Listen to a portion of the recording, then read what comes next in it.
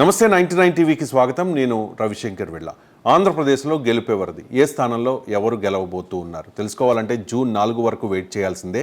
కానీ ఆత్మసాక్షి సంస్థ తన 7వ సర్వేలో ఆంధ్రప్రదేశ్లో ఎవరు అధికారంలో రాబోతూ ఉన్నారు, దాంతోపాటుగా ఏ స్థానంలో ఎవరు గెలవబోతూ ఉన్నారు అనే అంశం మీద క్లారిటీ ఇచ్చేసింది. ఇక కృష్ణా జిల్లా విషయానికి వస్తే మొత్తం 16 నియోజకవర్గాలు ఉన్నాయి. 16 నియోజకవర్గాల్లో 9 నియోజకవర్గాల్లో వైఎస్ఆర్ కాంగ్రెస్ పార్టీ గెలవబోతోంది. 6 నియోజకవర్గాలకు మాత్రమే కూటమి పరిమితం కాబోతోంది. ఒక్క నియోజకవర్గంలో టఫ్ ఫైట్ ఉండే అవకాశం కనిపిస్తుంది. తిరువూరు ఎస్సీ రిజర్వ్డ్ నియోజకవర్గం, అక్కడ కొలుకుపూడి శ్రీనివాస్ ఓడిపోబోతూ ఉన్నారు, తెలుగుదేశం పార్టీ అభ్యర్థి. నల్లగట్ల స్వామిదాస్ వైఎస్ఆర్ కాంగ్రెస్ పార్టీ అభ్యర్థి గెలవబోతూ ఉన్నారు. ఇక నూజివీడు విషయానికి వస్తే కొలుసు పార్థసారథి వైఎస్ఆర్ కాంగ్రెస్ పార్టీ నుంచి తెలుగుదేశం పార్టీలోకి వెళ్ళి నూజివీడు తెలుగుదేశం పార్టీ అభ్యర్థిగా పోటీ చేస్తూ ఓడిపోబోతూ ఉన్నారు. మేకా వెంకట ప్రతాప్ అప్పారావు వైఎస్ఆర్ కాంగ్రెస్ పార్టీ నుంచి మరోసారి గెలవబోతూ ఉన్నారు.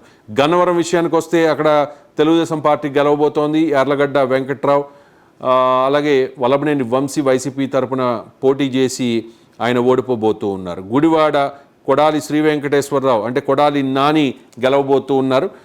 కైకలూరులో కామినేని శ్రీనివాసరావు ఓడిపోబోతూ ఉన్నారు, బీజేపీ అభ్యర్థి. దూలం నాగేశ్వరరావు మరోసారి అక్కడ గెలవబోతూ ఉన్నారు అంటూ ఈ సర్వే తేల్చేసింది. పెడన విషయానికి వస్తే అక్కడ కాగిత కృష్ణప్రసాద్ పోటీ చేస్తూ ఉన్నారు తెలుగుదేశం పార్టీ నుంచి. ఉప్పల రాము వైఎస్ఆర్ కాంగ్రెస్ పార్టీ నుంచి పోటీ చేసి ఆయన గెలవబోతూ ఉన్నారు. పెడన వైసీపీదే అంటూ ఉంది ఈ సర్వే.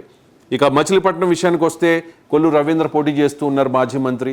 పేర్ని నాని కుమారుడు పేర్ని కిట్టు పోటీ చేస్తూ ఉన్నారు వైఎస్ఆర్ కాంగ్రెస్ పార్టీ నుంచి. కానీ అక్కడ వైఎస్ఆర్ కాంగ్రెస్ పార్టీ మరోసారి జయకేతనం ఎగరవేసే అవకాశం ఉంది. కిట్టు గెలవబోతూ ఉన్నారు అని చెప్పి ఈ సర్వే చెబుతోన్న పరిస్థితి. అవనిగడ్డలో మండలి బుద్ధప్రసాద్ జనసేన పార్టీ అభ్యర్థిగా పోటీ చేస్తూ ఉన్నారు. తెలుగుదేశం పార్టీ నుంచి జనసేనలో జాయిన్ అయి మండలి బుద్ధప్రసాద్ గెలవబోతూ ఉన్నారు. సిట్టింగ్ ఎమ్మెల్యే సింహాద్రి రమేష్ బాబు ఓడిపోయే అవకాశాలు కనిపిస్తూ ఉన్నాయి. పామర విషయానికి వచ్చేటప్పటికి కైలే అనిల్ కుమార్ మరోసారి గెలవబోతూ ఉన్నారు. పెనమలూరు బోడే ప్రసాద్ గెలవబోతూ ఉన్నారు. విజయవాడ పశ్చిమ నియోజకవర్గానికి వచ్చేసరికి అందరి దృష్టి విజయవాడ వెస్ట్ నియోజకవర్గం మీద ఉంది. అక్కడ సుజనా చౌదరి ఫస్ట్ టైం ప్రత్యక్ష ఎన్నికల్లో పోటీ చేస్తూ ఉండడం, అక్కడ టఫ్ ఫైట్ ఉండే అవకాశం ఉంది.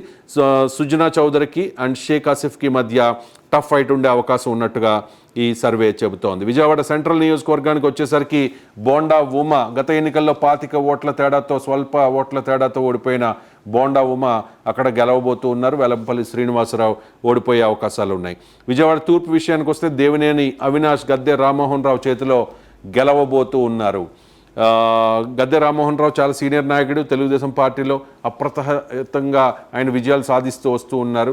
అలాంటిది అక్కడ ఈసారి విజయవాడ తూర్పులో తెలుగుదేశం పార్టీకి ఇబ్బందికరమైన పరిస్థితులు ఉండవచ్చు. దేవినేని అవినాష్ గెలిచే అవకాశాలు స్పష్టంగా కనిపిస్తూ ఉన్నాయి.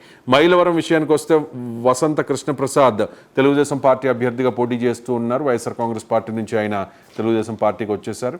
వాస్తవానికి ఆయన సిట్టింగ్ ఎమ్మెల్యే కూడా.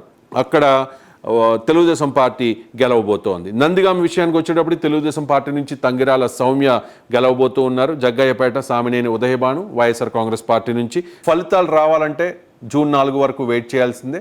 జూన్ 4ను మాత్రమే అసలైన ఫలితాలు రాబోతూ ఉన్నాయి. ఇది ఆత్మసాక్షి ఆంధ్రప్రదేశ్ అసెంబ్లీ ఎన్నికలకు సంబంధించి ఇచ్చిన లేటెస్ట్ సర్వే.